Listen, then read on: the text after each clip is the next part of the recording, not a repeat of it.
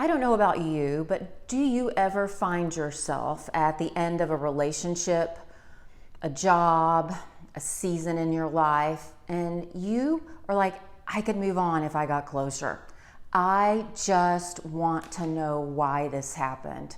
And if I could find out why, then I could shut this door and move on to the next door that opens.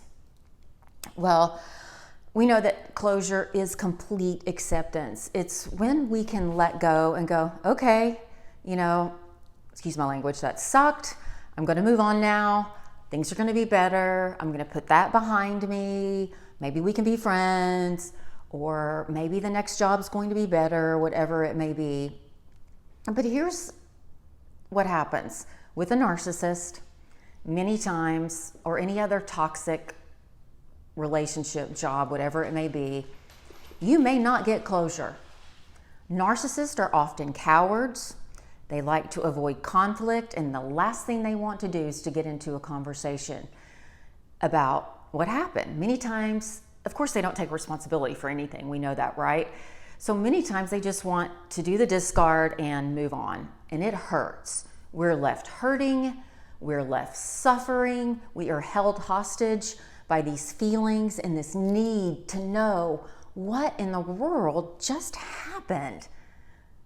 WTH, as teenagers would say. So what do? Most of the time, as I mentioned, we're not going to get closure. It's going to have to come from within us. It's going to have to come from deep within us. We've got to take responsibility. Now wait, don't turn off the video yet. It's not as difficult as you think. It's not easy, but there are some things that can make it easier. So, number one, understand the actions of that person or the people associated with whatever season of your life is coming to an end. They gave you closure. Maybe it was their passive aggressiveness or their ability to be so critical. Maybe they told you just weren't enough, and that hurts so deeply. But know that many times, and remember that when a narcissist is saying things like that to you, they're really projecting what deep down they feel about themselves or what's going on within them. Like, for example, when narcissists may accuse another person of cheating, really we need to look at that person, because they may be the ones doing something on the side that they shouldn't be. I went for years not believing that and was accused, weekly from my longtime partner of cheating. Guess who was cheating in the end? I did come clean about what I did at the end, because at the end I made a choice to cheat. I thought, well, if I've been accused of it for 5 years, might as well go do it. Yeah, totally wrong, wouldn't do it again. But for years leading up to that point, I hadn't done anything wrong. He was the one accusing me of cheating over and over and over. So anyway, fast forward, years later, I find out that he had multiple different dalliances, as my dad would say. So anyway, let's move on from that. So the second thing you can do is ask yourself these tough questions. And I say they're tough because if we've really got to be honest with ourselves, so we can put this relationship with a narcissist or a toxic person or just a breakup in general behind us. Number one, would any reason really be enough? If you picked up the phone today and called your ex and he or she gave you a reason, would any reason really be enough? Or would you keep asking questions? Would the sound of that person's voice bring tears to your eyes? And would you go down that rabbit hole of why can't we work it out? Why can't you see me for what I really am? And here's a tip that I've included in my book about dating, which will be coming out probably early 2023, if not the end of this year. If they don't see your value, quit wasting the energy to prove it to them.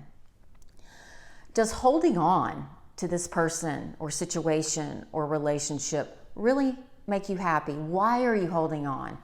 What is it that you're avoiding by holding on to something that didn't work, probably wouldn't work in the future, because if the reason you left is still there, why stay with it or go back? Because the problems are still going to be there. And then finally, grieve. Let your emotions out. A teenage girl said to me the other day, she goes, Miss Laura, sometimes I'll have a rough week at school and with my boyfriend, and I just need a night under the covers watching Netflix.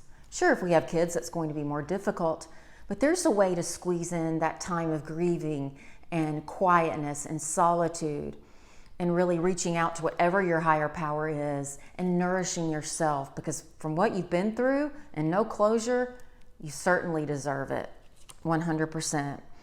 And if you're having trouble grieving, by the way, this could be a fourth point, you can use a ritual. One of my favorites that I do, I've done it several times, even after breakups with the non-narcissist, is to take some balloons and name an emotion or a feeling associated with that person you're leaving behind to that balloon. And I usually do like 3 or 4 black balloons and then 1 or 2 that are in happy colors. And here's what I do.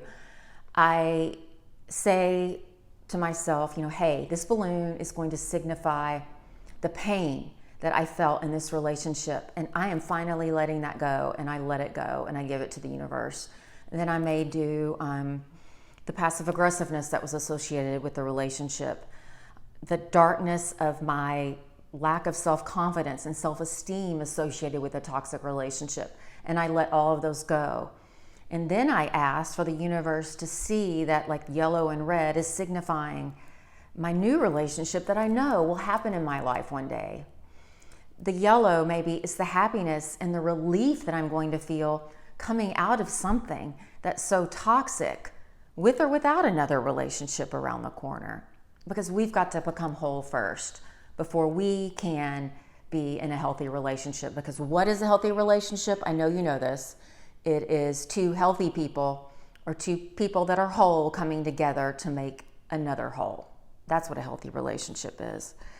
And then finally, this was a good point. I can't remember what I wrote down. I had to choose my last point, is to block and stop stalking their social media. But I just want to check on him. I want to make sure he's doing okay. No ma'am, no sir. I just want to check on her. I mean, like, she was really struggling with her mom's illness. Stop it. No, we can't do that. Seeing someone's picture, seeing their handwriting, reading what they've written online, there's nothing good that can come from that. Why? Think about it. Say her mom has just passed away. She's your girlfriend, her mom has just passed away. She's the toxic one. And you go, oh, that's so sad. You want to reach out. It's going down a rabbit hole. Or you start going down your other rabbit hole. Well, why didn't she call me? I've always been the one to support her. Why? Do you see where I'm going with that? Or if all of a sudden, 3 days later, they're pasting this new relationship on their wall, our minds, I know because I've done it, start going, oh, he's finally happy now. Look at her. She's beautiful. She's prettier than I am. They're so happy. He's going to end up marrying her. He's going to treat her better than me. Okay, you know what that is? Lie. People don't change. If they can't even give you closure, they avoid conflict. Do you think that they have the ability to change? Absolutely 100% not. No. So I'm going to leave you with this thought. And I read it in a book that I recommend called Necessary Endings by Henry Cloud. You probably know about Cloud. He's amazing. He is one of the first ones to come up with the concept of boundaries in relationships and marriages. Here's what he said, because he has so many years of experience, you guys. I've seen too many times where not executing an ending has caused more pain than it solved. So if you're not saying it is over, I'm giving myself closure here because they really did give it to me, whether they verbalized it or not. If you're saying that, you're giving yourself the best chance to open that lane for great things coming in your life, whether it's a new job, more peace, more joy, perhaps one day when you're healed from this, another relationship.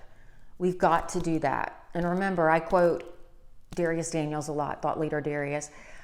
If the reason you left is still there, don't go back. Why go back? And you guys, 99.9% of the time, the reason you left or the relationship's over is still there. It's time to move on. You deserve so much more. Remember, you are worthy, you are loved, and you are enough. I'll see you soon.